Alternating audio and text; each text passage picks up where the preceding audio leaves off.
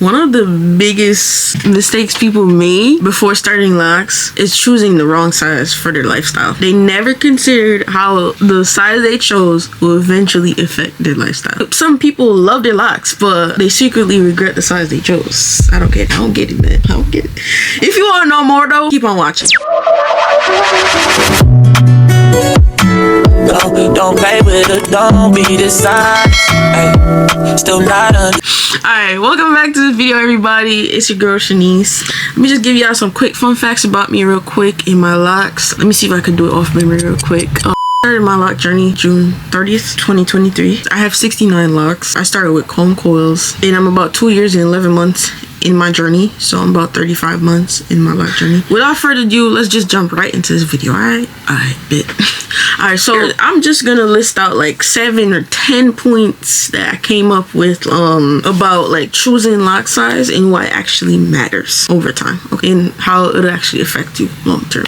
Alright, so, and if you didn't watch my previous video, go back and watch. Click off this one, go back and watch that one, then come back to this one, okay? Because that one is like how those like things to know, like if you're gonna start your journey, which is very important. So you need to know, and then you need an in-depth video on lock size. All right, so there's different types and different sizes for locks. So the first one I'm gonna be talking about today is small locks, like micro locks, smaller than these. You know what I'm saying?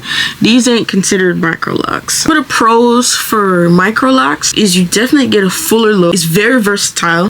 It's very elegant. Like it always look good. I'm not gonna lie, it looks good. It does, and the retwists do last pretty long. I'm not gonna lie. In cons, I would say it's a little bit more expensive because the retwisting process do take long. For example, like, you know what I'm saying, it may not take a cute 2 hours. It may take a day, or it may actually take 2 people, which is like a lot more money. It's very time consuming. The retwist time is definitely longer. It's a little bit more high maintenance, I guess, so that would make it high maintenance, and it can thin easier. Like if you're doing a lot of more styles with those skinnier locks, your locks will eventually fall out versus like more medium locks. And of course, people do love the micro locks until it's maintenance day.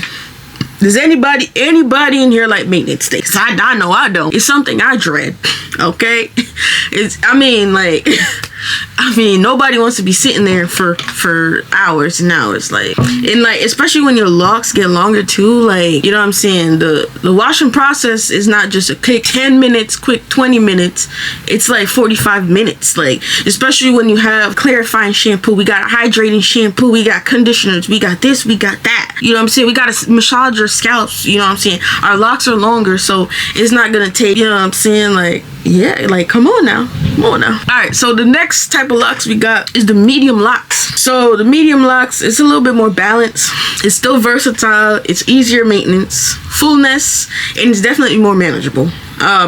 It's less dense than micro locks. It still requires upkeep, of course. And personally, I have medium locks, and I like them because it still gives me that fullness. It's not super high maintenance, and I don't have to worry about my locks falling out, which is good. Okay, so next we're gonna move on to larger, like thicker locks. For example, like that one is low maintenance. It's you do finish your retwist really quick because you have less locks.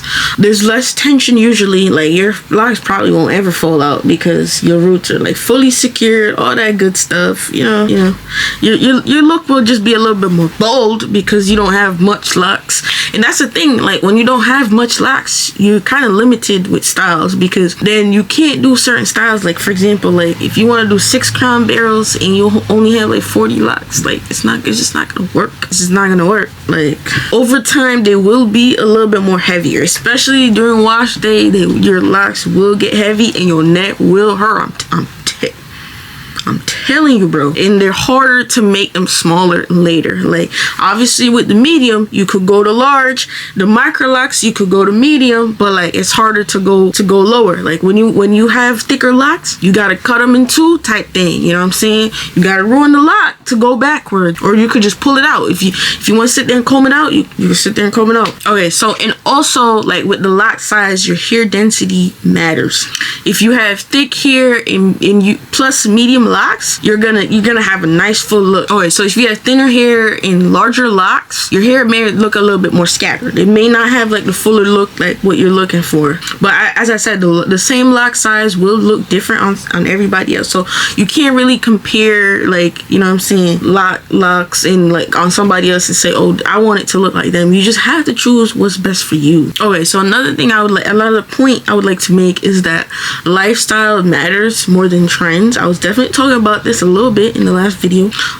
So make sure you guys watch my previous video before this. So yeah, you gotta think about a lot of things. Like if you go to the gym a lot, if you work full time, if you don't like to sit there for long periods of time, if you don't like long appointments, you don't want to spend tons of money, then maybe super tiny locks aren't for you. And it may not fit your lifestyle. If you're the person that really is low maintenance and you don't like to retwist a lot, then you know what I'm saying, maybe the microlocs are for you. A lot of things to think about. And then retwist time and cost, like, you know what I'm saying, it may be a little bit more expensive. Like microlocs can take hours. It may take 2 or 3 days, as I had said previously. Smaller locks usually cost more time, more money. Maintenance does add up eventually. That's the thing. A lot of people say they want locks, but they don't want to. They know it's gonna look ugly at first. I mean, you might as well do it. You might as well thug it out. I thugged it out with no wigs, no braids over, nothing. Thugged it out. Eventually the time's gonna pass. You might as well get to it. Start taking photos now. If you didn't document your journey, start now. By May, you know what I'm saying, by May 2027, you have tons of photos.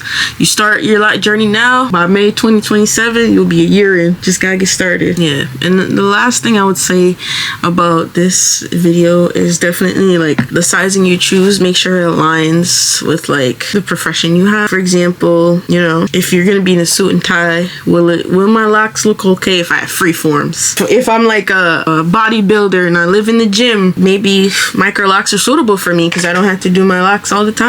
Or every month, every 2 months. So you just have to analyze and, you know what I'm saying, examine your own self. That's what you really have to do. That's what you just have to do when it comes on to this lock journey. And last but not least, make sure you're choosing the right lock size for yourself. But yeah, this is the end of this video. Don't forget to like, comment, share, and subscribe, and I'll definitely see you guys in the next one. And comment down below what lock size y'all got too, because I want to know, like, yeah, I want to know too, and how many locks y'all have. I want to know.